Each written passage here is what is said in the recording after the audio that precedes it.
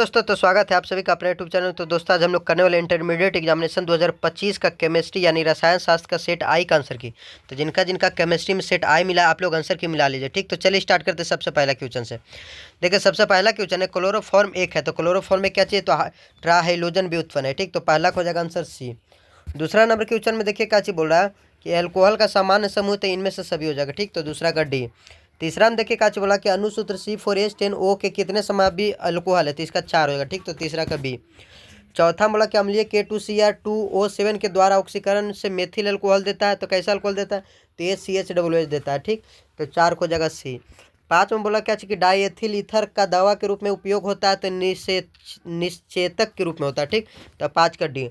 6 में बोला कि कार्बोनिल यौगिक का समान सूत्र है, तो इसका हो जाएगा CnH2nO, तो 6 के ए। 7 में बोला कि कमरे के ताप पर फॉर्मेल्डिहाइड होता है, तो गैस होता है। ठीक, तो 7 के ए। 8 में बोला क्या चीज कि जल में विलेय विटामिन है, तो विटामिन बी होता है। ठीक, तो 8 के बी। 9 में बोला कि वह प्यूरिन क्षार जो आरएनए में उपस्थित रहता है, तो ग्यूनाइन रहता है। ठीक, तो ग्यूनिन होगा। ठीक, तो 9 का ए। 10 में बोला क्या चीज कि योगशील बहुलीकरण का उत्पाद है, तो पीबीसी होगा। ठीक, तो 10 का ए। 11 में देखिए क्या बोला कि निम्नलिखित में कौन थर्मोसेटिंग प्लास्टिक है, तो इसका हो जाएगा बैकेलाइट हो जाएगा। ठीक, तो 11 का सी। 12 में देखिए काची बोला कि वह दवा जो बुखार कम करती कहलाती है, तो इसको कहते हैं एंटीपायोरेटिक कहते हैं। ठीक, तो 12 का सी। 13 नंबर क्वेश्चन में देखिए काची बोला निम्नलिखित में कौन डाइसैक्राइड है, तो डाइसैक्राइड सुक्रोज होगा। ठीक, तो 13 का ए।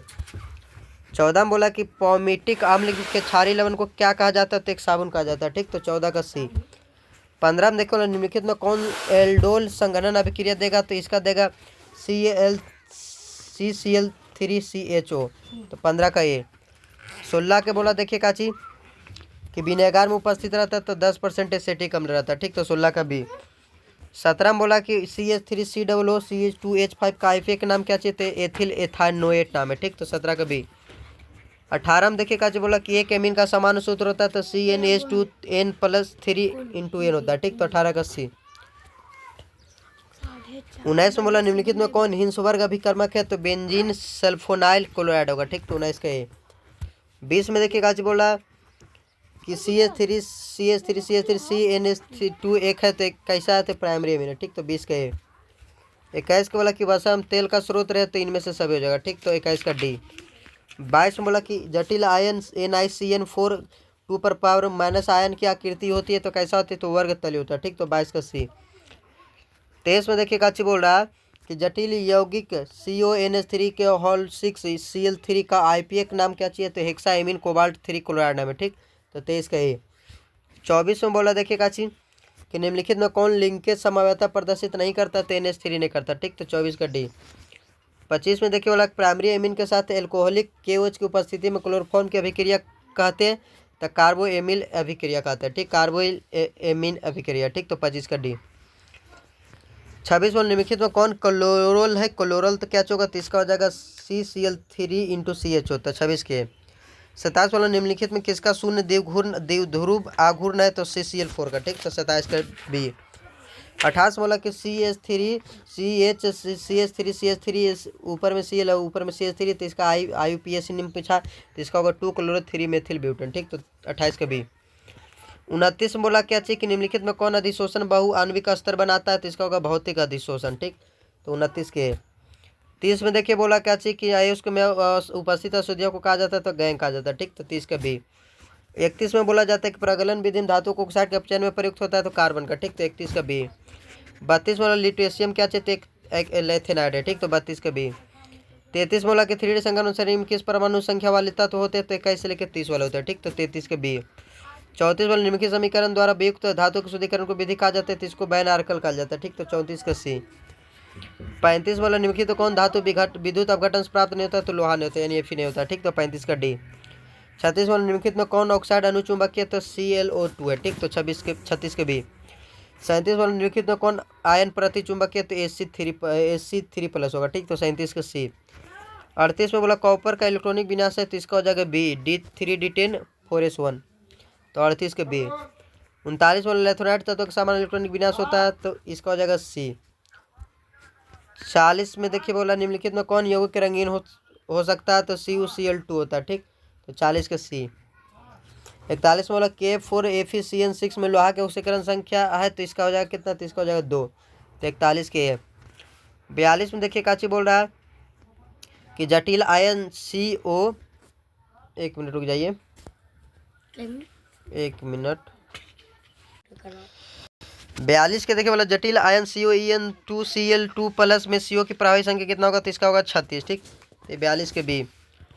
43 में बोला कि पिंड केंद्रित घनाकार इकाई सेल में परमाणु की संख्या होती है तो कितना होती है, तो 2 होती है, ठीक, तो 43 के है। 44 में बोला क्या चाहिए कि निम्नलिखित में कौन रवादार ठोस नहीं है, तो ग्लास नहीं, ठीक, तो 44 के सी।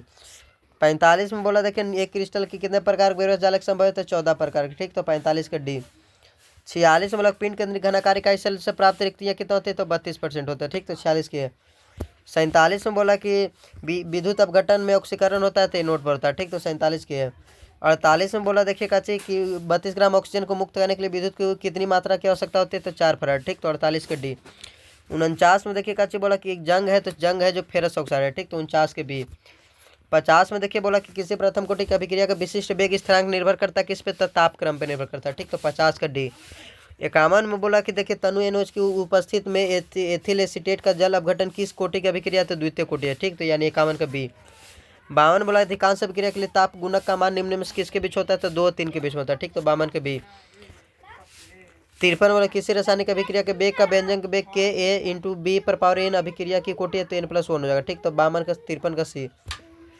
54 में बोला कि क्या चाहिए फेरिक हाइड्रोक्साइड कोलाइड विलयन के स्कंदन में लिखित में कौन विद्युत अपघटन सबसे कम प्रभावी है, तो KBr है, ठीक, तो 54 के ए। 55 में बोला निम्नलिखित में कौन पाइसी कारक है, तो साबुन है, ठीक, तो 55 के ए। 56 बोला हेबर विधि से अमोनिया के उत्पादन में निम्नलिखित में कौन उत्प्रेरक प्रयुक्त होता है, तो Fe+M होगा, ठीक, तो 56 के बी।